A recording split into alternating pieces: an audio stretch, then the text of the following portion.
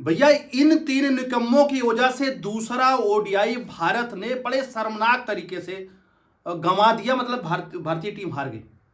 ये हैं वो गुनाहगार जिनके मैं बात करने जा रहा हूं। ये वो तीन बंदे हैं जो टीम में इनकी जगह नहीं बननी चाहिए, लेकिन ये गंभीर के रहमो करम पे खेलते जा रहे हैं, खेलते जा रहे हैं, खेलते जा रहे हैं। मतलब मेरिट की बात करें तो शून्य बेटा सन्नाटा, और टीम में इनकी जगह पहले बनती है। सही बता रहा हूं, यही तीन बंदे हैं जिन्होंने सेकेंड ओडीआई का सत्यानाश किया। भाई साहब लो स्कोरिंग जो है मैच था, कम भारतीय टीम पहले बैटिंग करने आई तो रोहित कोहली और श्रेयस अय्यर, ये हमारे जो टॉप ऑर्डर के बैट्समैन थे, वो चले नहीं। कोई 24 रन, कोई 23 रन, ऐसे ही रन बना के गए। सिर्फ जो है एक हाफ सेंचुरी आई थी कप्तान गिल की तरफ से। उसके अलावा सिर्फ केवल केएल राहुल ऐसे प्लेयर रहे हैं जिन्होंने आन बान शान और इज्जत बचाए रखी। 100 रन के आसपास से आपको जो है 284 रन तक पहुंचा दिए सिर्फ केएल राहुल। उसके अलावा जितने लोग थे वो सारे लोग सुन बेटा सन्नाटा। भाई साहब जैसे कैच छूट रहा है प्लेयर से, प्रसिद्ध कृष्णा इतना अच्छा कैच जो है डेरल मिचेल का छोड़ देते हैं। मिस फील्डिंग हो रही है, इनसे बॉलिंग हो नहीं रही है। तो भाई ये कुछ प्लेयर हैं जो बाहर बने हुए हैं ओडीआई में, ये हैं क्यों? क्या इनका ट्रैक रिकॉर्ड है 2-3 सीरीज में अगर देखा जाए तो? चलिए बात कर लेते हैं वो कौन प्लेयर है जिन्होंने ऐसा बंटाधार किया है। पहले प्लेयर की बात करूं तो हैं सर रविंद्र जडेजा। सर रविंद्र जडेजा जो है वर्ल्ड के सबसे अच्छे ऑलराउंडर में इनकी गिनती होती है। लेकिन भाई साहब ओडीआई के स्क्वाड में ना तो हार्दिक पांड्या हैं, ना ही अक्षर पटेल है।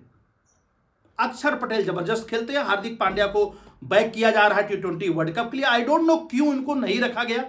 और सर रविंद्र जडेजा जो साउथ अफ्रीका के जो है सीरीज के में भी जो है विकेट लेस रहे थे 2 मैचों में। परफॉर्मेंस सुन बेटा सन्नाटा था। तीसरे मैच में उनका कुछ परफॉर्मेंस आ गया था, विकेट आ गई थी, लेकिन रन जो है बिल्कुल ना के बराबर बन रहे। तो भैया जडेजा की वजह से आप अक्षर पटेल को आपने बाहर किया। वो बंदा जो आता है 10-15 बॉल पे ठीक ठाक रन बना देता है, एक कैमियो पारी खेल के चला जाता है, उस बंदे को आपने बाहर रखा है। और रखा है आपने रविंद्र जडेजा को, जो न्यूजीलैंड के पहले मैच में भी नहीं चले, ना तो इनकी बॉलिंग चली, ना तो इनकी जो है बैटिंग चली, और दूसरे मैच में भी इनकी हालत वैसे ही रही, आए राम गए राम की तरह। तो भाई साहब जडेजा आखिर है क्यों? ये सबसे बड़े गुनाहगार हैं जडेजा। न तो इनकी बॉलिंग चल रही, न तो इनकी बैटिंग चल रही है, और ये जगह खाए पड़े हैं अक्षर पटेल की। दूसरे प्लेयर की बात कर लूं भैया तो दूसरे प्लेयर हैं नीतीश कुमार रेड्डी। नीतीश कुमार रेड्डी एक ऑलराउंडर की तरह इनको रखा गया है।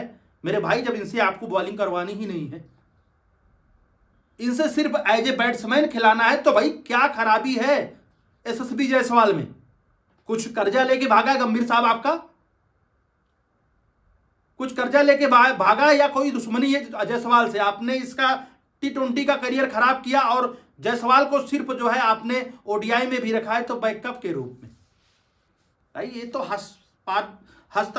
हंसने वाली बात है कि आप जो है इतने बड़े प्लेयर को नहीं खिला रहे हो और खिला रहे हो इनके रेड्डी को, जो देखो पिछला को 10-15 पारी तो ओडीआई में बिल्कुल फ्लॉप है। कोई ऐसा पारी उनकी कभी नहीं आई जिसमें सेंचुरी लगाया हो, जिसमें उन्होंने 60 रन मारे हो। तो आपने जायसवाल को बैकअप में लेकर के भी नहीं खिलाया जब वासी सुंदर को आपने बाहर किया। तो जब बॉलिंग नहीं करानी तो ऑलराउंडर क्या काम भाई? आप प्योर बैटर रखते भाई। ये बंदा सेंचुरी लगाता है, साथ में गायकवाड़ की सेंचुरी आती है, आप तो उसको स्क्वाड में भी नहीं रखे हो। तो ये है सबसे गंभीर कारण जिसकी वजह से हम दूसरा मैच हारे हैं और बेइज्जती हुई है भाई। और तीसरे सबसे बड़े जो है गुनहगार है, मैं बात करूं प्रसिद्ध कृष्णा।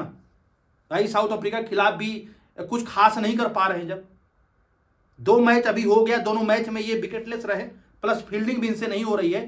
तो भैया क्या गुनाह किया है अर्शदीप सिंह ने?